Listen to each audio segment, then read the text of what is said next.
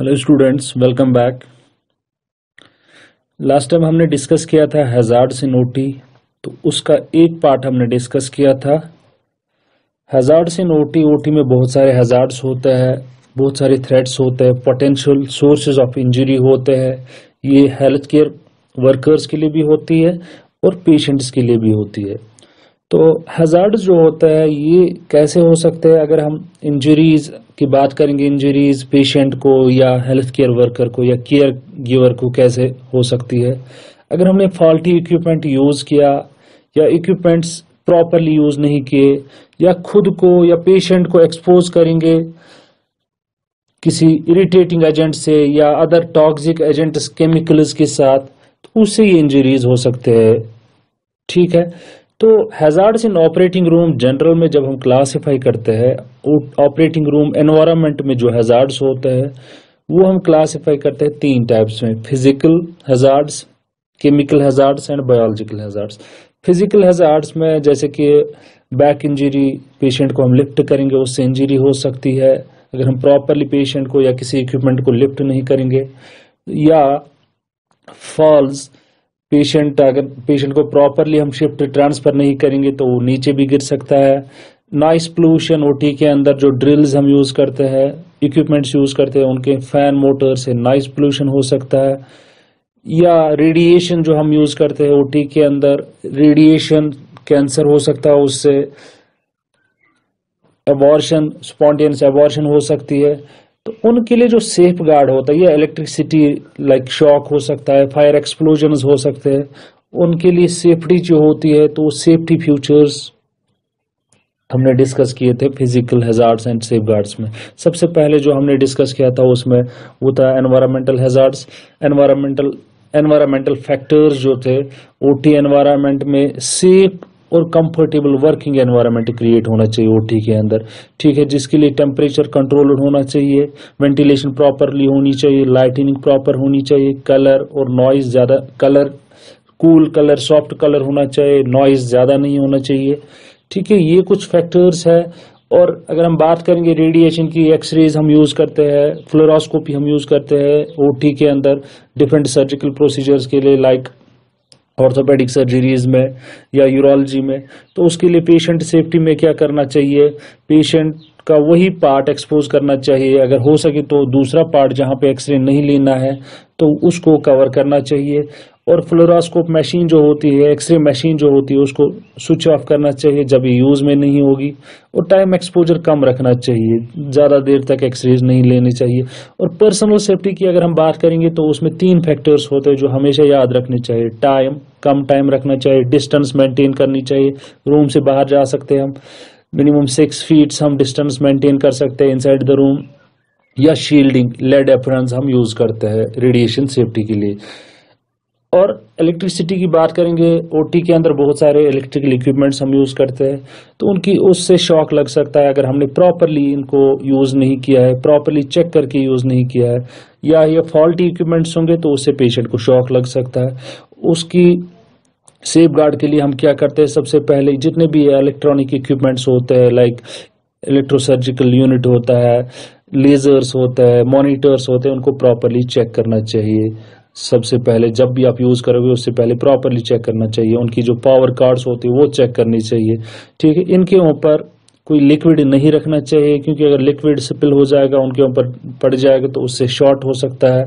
ठीक है, तो ये कुछ सेफ गार्ड्स है। जब भी आप ये पावर कार्ड्स जो इंसर्ट करोगे इनके इलेक्ट्रिकल इक्विपमेंट्स के, तो कॉर्ड्स को आपको नहीं खींचना है, बल्कि प्लग जो होता है वो लगाना चाहिए। प्लग पे होल्ड करना चाहिए और खींचना चाहिए, चाहे आपको इंसर्ट करना है या बाहर निकालना है। ठीक है, अगर आप कॉर्ड को खींचोगे तो उससे क्या हो जाएगा? वायर्स कट हो सकती है। फायर और एक्सप्लोजन्स जो होते हैं फिजिकल हैजार्ड्स में, ओटी के अंदर ऐसे बहुत सारे एजेंट्स होते हैं जिनसे फायर लगने के चांसेस ज्यादा होते हैं। फायर 3 सूरतों में लग जाता है। जब इसके फायर ट्रायंगल जिसको हम कहते हैं, जिसमें अगर फ्यूल होगा, इग्निशन सोर्स होगा और ऑक्सीजन होगा। ऑक्सीजन तो ऑलरेडी ओटी के अंदर होता है। फ्यूल जैसे कि फ्लेमेबल गैसेस हम यूज करते हैं, वो फ्यूल बन सकता है, या अल्कोहल बेस्ड प्रिपरेशंस हम यूज करते हैं, स्किन प्रिपरेशन के लिए, तो वो भी फ्यूल एक्ट एज फ्यूल कर सकता है। इग्निशन सोर्स जो होता है लाइक लेजर्स, इलेक्ट्रोसर्जिकल यूनिट्स हम यूज करते हैं, वो इग्निशन सोर्स बन सकता है। अब क्या करना चाहिए इनकी सेफ गार्ड के लिए ताकि फायर ना लग जाए? एनेस्थेटिक मशीन या सिलेंडर्स, कंप्रेस्ड गैसेस जो होते हैं ये दूर रखने चाहिए हीट सोर्स से, हीट से ये दूर रखने चाहिए, ठीक है। और फ्लेमेबल एंटीसेप्टिक एजेंट्स जैसे कि अल्कोहल हम यूज करते हैं, ये प्रॉपरली यूज करना, केयरफुली यूज करना चाहिए अगर हमने इलेक्ट्रोसर्जिकल यूज करना है फायर सेफ्टी में, ठीक है, बिफोर। और अगर हम इग्निशन सोर्स की बात करेंगे, इग्निशन सोर्स में मैंने बोला इलेक्ट्रोसर्जिकल यूनिट, तो इलेक्ट्रिकल इक्विपमेंट जितने भी होते हैं उनको प्रॉपरली यूज करना चाहिए, प्रॉपरली पहले चेक करना चाहिए। तो आज का जो टॉपिक है, आज जो इसका जो सेकंड पार्ट है that is chemical hazards, chemical hazards और उनके सेफ गार्ड्स। केमिकल हैजार्ड्स में अगर हम बात करेंगे, हेल्थ केयर वर्कर्स जो होते हैं ये एक्सपोज होते हैं बहुत सारे हैजार्ड्स, केमिकल हैजार्ड्स। डेली जितने भी केमिकल्स हम ओटी के अंदर यूज करते हैं तो उनके hazards in health care workers पे हो सकते हैं, ठीक है, उनका इफेक्ट हेल्थ केयर वर्कर्स पे हो सकता है, ठीक है। अगर हम केमिकल्स की हैजार्ड्स की बात करेंगे, उनसे क्या हैजार्ड्स हो सकते हैं, क्या डैमेज हो सकता है? इरिटेशन हो सकती है, irritation to eyes, mucous membrane, या बर्न्स हो सकती है, कॉन्टैक्ट डर्मेटाइटिस हो सकती है, ठीक है। और कुछ केमिकल्स ऐसे भी होते हैं जो टॉक्सिक होते हैं, जिनसे रीनल टॉक्सिसिटी हो सकती है, लिवर डिजीज हो सकती है। और कुछ केमिकल्स ऐसे भी होते हैं जिनके कार्सिनोजेनिक इफेक्ट्स होते हैं, अगर ज्यादा एक्सपोजर हो जाएगा तो उससे कैंसर होने के चांसेस होते हैं, ठीक है। तो इन केमिकल्स की अगर हम बात करेंगे, कौन कौन से ऐसे केमिकल्स होते हैं जिनके हैजार्ड्स होते हैं ओटी के अंदर, जिनसे इंजरी होने के चांसेस ज्यादा होते हैं, ठीक है। तो अगर सबसे पहले हम बात करेंगे एनेस्थेटिक गैसेस की, जिसमें हम यूज करते हैं, एनेस्थेटिक गैसेस में नाइट्रस ऑक्साइड यूज करते हैं, हेलोथेन यूज करते हैं, ईथर तो आजकल ज्यादा यूज नहीं होता है, डेवलप्ड कंट्रीज में या डेवलपिंग कंट्रीज में यूज नहीं होता है। तो ये जो एनेस्थेटिक गैसेस हम यूज करते हैं तो इनके हैजर्ड्स होते हैं। या स्टरलाइजिंग एजेंट्स जो हम यूज करते हैं, स्टरलाइजिंग एजेंट्स जो हम यूज करते हैं, डिसइंफेक्टिंग एजेंट्स जो हम यूज करते हैं, इथिलीन ऑक्साइड, फॉर्मल्डिहाइड, ग्लिसरॉल्डिहाइड या अल्कोहल, इनके साइड इफेक्ट्स होते हैं। और दूसरे ड्रग्स, साइटोटॉक्सिक ड्रग्स जो भी हम ओटी के अंदर यूज करेंगे। अगर हम एनेस्थेटिक गैसेस की बात करेंगे, उनकी एनेस्थेटिक गैसेस जो वेस्ट एनेस्थेटिक गैसेस जो लीक होते हैं, एनेस्थेटिक गैसेस जब भी हम पेशेंट को एनेस्थेटिक गैसेस यूज करते हैं, एनेस्थेटिक गैसेस या वेपर्स जो कि एनेस्थीसिया मशीन जो होती है उससे लीक हो जाएगा, उससे एस्केप हो जाएगा, या उसके जो कनेक्शंस होते हैं, होजेस होते हैं, उससे लीक हो सकते हैं। या जब भी हम पेशेंट के ऊपर फेस मास्क रखते हैं तो वहां से लीक हो सकते हैं। पेशेंट जब एक्सपायर करेगा तो उस टाइम लीक हो जाएगा। तो उसके लिए ये एनवायरनमेंट ओटी एनवायरनमेंट में रह सकते हैं, जिसका इफेक्ट हेल्थ केयर वर्कर्स पे पड़ सकता है, ठीक है।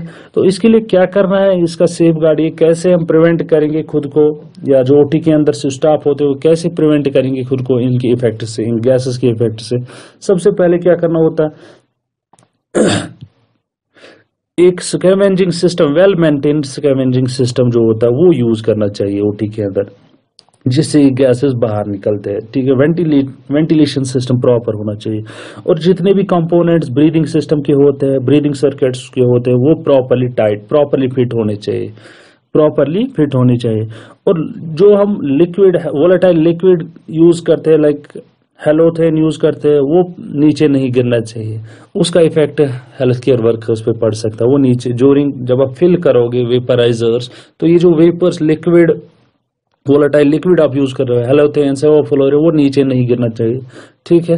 और साथ साथ जो भी हम मास्क यूज करेंगे, ट्यूबिंग्स यूज करेंगे, like breathing circuits, reservoir bags use करेंगे, एंडोट्रैकियल ट्यूब्स यूज करेंगे, उनको इंस्पेक्ट करना चाहिए। यूज करने से पहले उनको चेक करना चाहिए, क्योंकि उनमें कहीं पे लीकेज मत है, एबनॉर्मलिटीज मत है, होल्स मत है। उससे क्या हो जाएगा, जब हम पेशेंट को गैस डिलीवर करेंगे तो वहां से लीकेज हो सकती है, जिसका इफेक्ट बाद में हेल्थ केयर वर्कर्स पे पड़ सकता है, ठीक।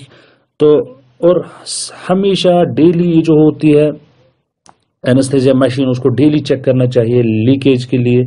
हर दिन जब आप सुबह ओटी के अंदर जाओगे जब भी आप ओटी स्टार्ट करोगे उससे पहले आपको क्या करना है, ओटी में जाने के बाद सबसे पहले आपको यही चीज चेक करना चाहिए, एनेस्थीसिया मशीन चेक करनी चाहिए, मास्क चेक करनी चाहिए, ट्यूबिंग चेक करनी चाहिए, रिजर्वायर बैग्स, एंडोट्रेकियल ट्यूब्स, ये सब चीज चेक करना चाहिए, कहीं पे लीकेज मत है, और इसको हमेशा मेंटेनेंस में रखना चाहिए। और ये हो गया फॉर एनेस्थीसिया गैसेस जो होते हैं, एनेस्थेटिक गैस जो होते हैं उनका सेफ गार्ड क्या होता है। अब अगर हम बात करेंगे स्टरलाइजिंग एजेंट्स या डिसइंफेक्टिंग एजेंट्स, उनका सेफ गार्ड, केमिकल एजेंट जो हम यूज करते हैं हीट सेंसिटिव आइटम्स के लिए, जो कि हीट से डैमेज होते हैं आइटम्स, उनको हम स्टेराइल करते हैं, डिसइंफेक्टेंट करते हैं, डिसइंफेक्ट करते हैं केमिकल एजेंट से, ठीक है। तो उनके भी कुछ टॉक्सिक इफेक्ट्स होते हैं, नॉक्शियस फ्यूम्स जनरेट हो सकते हैं उससे, जिससे इरिटेशन हो सकती है आईज को, नेजल पैसेज को, म्यूकस मेम्ब्रेन को इरिटेशन हो सकती है। अब उसके लिए क्या करना होता है, जितने भी आइटम्स हमने लाइक इथिलीन ऑक्साइड अगर हमने यूज किया है, इथिलीन ऑक्साइड गैस जो होता है हाईली कार्सिनोजेनिक है, इससे इरिटेशन भी होती है। तो सबसे पहले आपको क्या करना है, इथिलीन ऑक्साइड अगर हमने यूज किया किसी आइटम पे, इथिलीन ऑक्साइड स्टरलाइजेशन की है, उसको एरिएट करना है, उसको एरिएट करना है, ताकि ये जो गैस होगा वो बाहर निकलेगा, से डेसिपेट हो जाएगा। अब दूसरा इक्विपमेंट जो भी स्टरलाइज हुए हैं केमिकल से, लाइक हमने ग्लिसरॉल्डिहाइड में, साइड एक्स में किसी आइटम को डिसइंफेक्ट किया, उसको उसके बाद वहां से बाहर निकालने के बाद नॉर्मल सलाइन से वॉश करना होता है, ताकि इसका इफेक्ट ग्लिसरॉल्डिहाइड इफेक्ट पेशेंट पे ना पड़ जाए, उसे इरिटेशन हो सकती है या खुद पे ना पड़ जाए। और जब भी आप ये इंस्ट्रूमेंट्स केमिकल से जब हम इंस्ट्रूमेंट्स डिसइंफेक्ट करेंगे, तो उनको हैंडल करने के लिए हमें सबसे पहले ग्लव्स लगाने, पर्सनल प्रोटेक्शन इक्विपमेंट्स लगाने होते हैं, ताकि इन केमिकल्स का इफेक्ट हम पे ना पड़ जाए। अगर हम ड्रग्स की बात करेंगे, ओटी के अंदर हम बहुत सारे ड्रग्स भी ऐसे यूज करते हैं, लाइक साइटोटॉक्सिक ड्रग्स भी हम यूज करते हैं, एंटी नियोप्लास्टिक साइटोटॉक्सिक एजेंट्स जो होते हैं। तो उनमें क्या होता है, जब आप हैंडल उनको करोगे, उनको कैसे हैंडल करोगे, उनके साथ डायरेक्ट कांटेक्ट नहीं करना चाहिए। डायरेक्ट कांटेक्ट मींस ग्लव्स लगाना चाहिए, तो डायरेक्ट बेयर हैंड से कांटेक्ट नहीं करना चाहिए। उससे क्या हो सकता है, अगर ये आईज स्किन के साथ या इनहेलेशन हो जाए, आईज के साथ टच करेगा तो उससे इरिटेशन हो सकती है, उसका इफेक्ट हम पे पड़ जाएगा। तो इसीलिए सबसे पहले डायरेक्ट कांटेक्ट नहीं होना चाहिए इनके साथ। तो ग्लव्स या मास्क, पर्सनल प्रोटेक्शन इक्विपमेंट जितने भी होते हैं वो लगाने चाहिए। और हाँ, जब भी आप इन ड्रग्स को टच करोगे, साइटोटॉक्सिक ड्रग्स को टच करोगे, उसके बाद हैंड्स वॉश करने होते हैं। अब ये जो साइटोटॉक्सिक ड्रग्स होते हैं, इनको डिस्कार्ड अगर करना होगा ओटी के अंदर, तो इनको लीक प्रूफ जो होता है, सील्ड लीक प्रूफ कंटेनर्स या बैग्स होते हैं, उनके अंदर रखना चाहिए।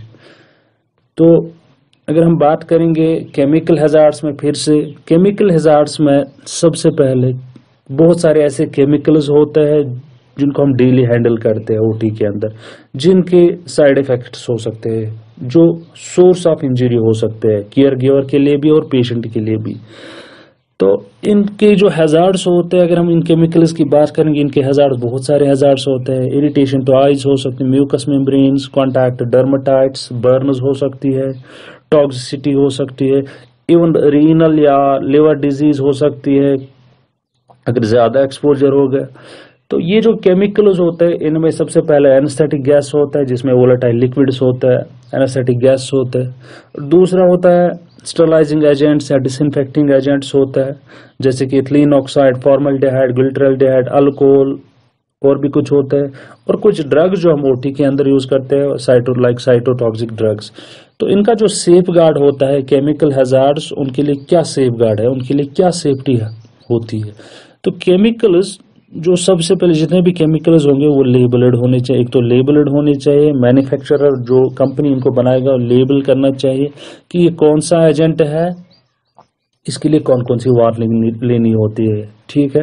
ये जो लेबल्स होते हैं इनके ऊपर वो रिमूव नहीं करनी चाहिए। और एम्प्लॉय जो इसको यूज करेगा, जो पर्सन इसको यूज करेगा, हैंडल करेगा, सबसे पहले उसको लेबल केयरफुली पढ़नी चाहिए कि लेबल पे क्या लिखा है और क्या प्रोसीजर है इसकी सेफ हैंडलिंग के लिए, कैसे हम यूज कर सकते हैं।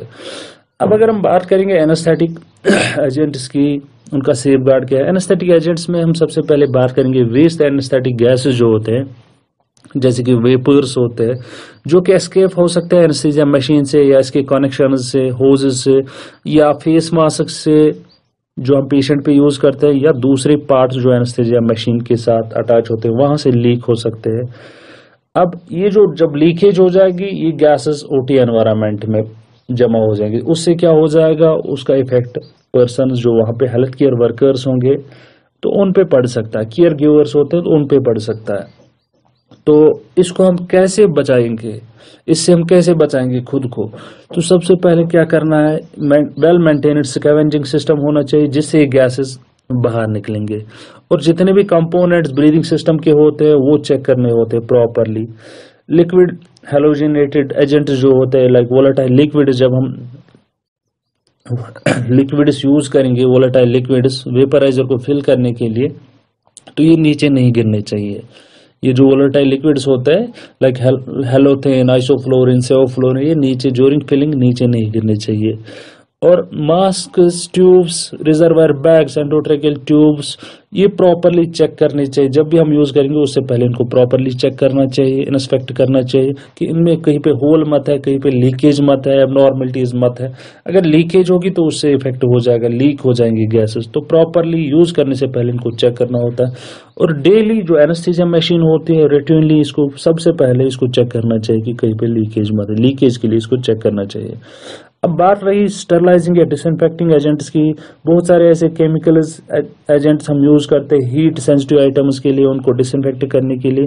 तो उस ये आइटम्स जो होते हैं ये टॉक्सिक हो सकते हैं क्योंकि ये केमिकल्स उन पे रह जाएंगे जिसका इफेक्ट पेशेंट की बॉडी पे पड़ सकता है या पर्सन जो इसको हैंडल करेगा उस पे हो सकता है। तो जिससे इरिटेशन हो सकती है आइज को, नेजल पैसेज को। तो उसको प्रिवेंट करने के लिए, पेशेंट की सेफ्टी के लिए, खुद की सेफ्टी के लिए हम क्या करेंगे, जितने भी आइटम्स हमने इन केमिकल से यूज किए, लाइक अगर हमने इथिलीन ऑक्साइड यूज किया है स्टरलाइजेशन पर्पज के लिए, तो हमें क्या करना है, वो जो आइटम्स होते हैं उनको प्रॉपरली एरिएट करना चाहिए ताकि इनमें जो गैस होगा ये बाहर निकलना चाहिए, उसके बाद हम यूज कर सकते हैं। और जो इक्विपमेंट्स हमने स्टराइल किए केमिकल्स से, उनको यूज करने से पहले वॉश करना चाहिए नॉर्मल सलाइन से। जैसे कि अगर हमने साइडेक्स यूज किया, ग्लिटरल्डिहाइड यूज किया, उसमें जो इंस्ट्रूमेंट होंगे जब हम बाहर निकालेंगे, अब इनको यूज करना, उनको सबसे पहले नॉर्मल सलाइन से वॉश करना चाहिए। और जब भी हम इन आइटम्स को होल्ड करेंगे, हैंडल करेंगे, सबसे पहले पर्सनल प्रोटेक्शन इक्विपमेंट्स लगाने चाहिए, ग्लव्स, गॉगल्स लगाने चाहिए। अगर हम बात करेंगे साइटोटॉक्सिक ड्रग्स की, बहुत सारे ऐसे ड्रग्स होते हैं जिनके कार्सिनोजेनिक इफेक्ट्स होते हैं, प्रॉपर्टीज होती है, एलर्जिक रिएक्शंस हो सकती है। तो ये रिएक्शंस या ये इफेक्ट्स जो पेशेंट पे भी हो सकते हैं, पर्सन पे भी हो सकते हैं, तो उनको हम कैसे बचा सकते हैं, उससे हम कैसे बचा सकते हैं? पहले क्या करना है, खुद की स्किन बचानी है, रेस्पिरेटरी कांटेक्ट नहीं होना चाहिए। जब आप हैंडल करोगे, इन ड्रग्स को हैंडल करोगे, अगर स्किन के साथ अटैच हो जाएगा तो स्किन के साथ टच करेंगे ये ड्रग्स, एलर्जी हो सकती है, एलर्जिक रिएक्शंस हो सकती है। या रेस्पिरेटरी ट्रैक्ट के साथ अगर ये कांटेक्ट में आ गया, आइज के साथ कांटेक्ट में आ गया, उससे एलर्जी हो सकती है। तो ये कांटेक्ट अवॉइड करना चाहिए, आइज स्किन के साथ या इनहेलेशन इन ड्रग्स का नहीं होना चाहिए, उससे बहुत सारी प्रॉब्लम्स हो सकती है। तो जब भी हम इनको हैंडल करेंगे, सबसे पहले साइटोटॉक्सिक ड्रग्स जो होते हैं इनको हैंडल करेंगे, हमें क्या करना चाहिए, एक तो पर्सनल प्रोटेक्शन इक्विपमेंट्स लगाने चाहिए, ग्लव्स लगाने चाहिए, मास्क लगानी चाहिए, आई शील्ड्स लगाने चाहिए। और इन आइटम्स को हैंडल करने के बाद अपने हैंड जो होते हैं उनको वॉश करना चाहिए, प्रॉपरली वॉश करना चाहिए। और ये जो साइटोटॉक्सिक एजेंट्स होते हैं इनको डिस्कार्ड करने, एक सील्ड लीक प्रूफ बैग जो होता है, लीक प्रूफ कंटेनर जो होता है, उसमें उसको रखना चाहिए। तो ये था केमिकल हैजार्ड्स और उसका सेफ गार्ड। इंशाल्लाह नेक्स्ट टॉपिक में हम पढ़ेंगे बायोलॉजिकल हैजार्ड्स और उसकी सेफ गार्ड्स।